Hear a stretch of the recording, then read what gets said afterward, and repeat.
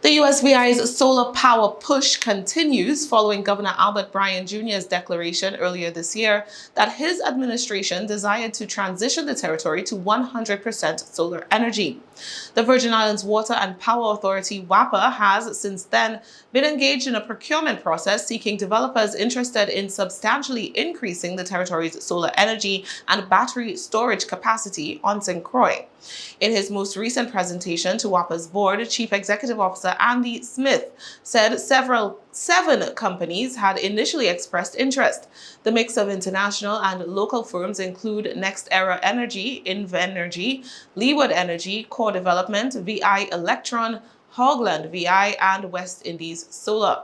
The planned solar development would be constructed under a power purchase agreement, meaning the authority would incur no material capital costs. Since the initial stages, some companies went on to submit proposals, while others have exited the process. We've seen some communication from Hogland suggesting that they were not in the RFP process and that they did not participate. I would tell you that is not accurate. I had multiple conversations with Hogland. In fact, I proactively reached out to Hogland at least twice, if not three times, asking if they were going to submit a proposal. And their response was, "We're working on it. We'll be getting something to you soon." And we never received anything. In fact, I think it's kind of interesting that the communication came in very recently. This presentation was finalized last week. I'm looking at slide 5, and one of the vendors we discussed was Hogland, and it's on our slides. Right, so this concept that we didn't talk to them, I'm not sure where that comes from. Leeward Energy, Smith said, had thus far made the most appealing proposal based on preliminary research. They are in the process of submitting a qualifying facility, or QF, application with the Public Service Commission. What the qualifying facility application does is it basically approves the Public Service Commission's approval of qualifying facility.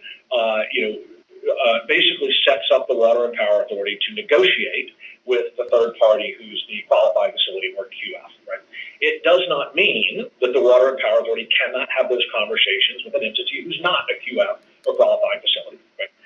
It directs the Water and Power Authority to go out and have those negotiations. It also does not stipulate that the Water and Power Authority has to come to an agreement with a party that's a qualifying facility. Right? It simply sets up a situation where the Water and Power Authority is directed to negotiate with a third party. Okay? VI Electron is already a qualified facility. It was about a year ago. They petitioned the PSC for that, and they have been qualified as such. So we continue to have conversations with them regarding their proposal. The selection process, Smith explained, included consideration of fixed price versus escalating price, the cost to the authority's consumers throughout the life of the contract, and the notional price.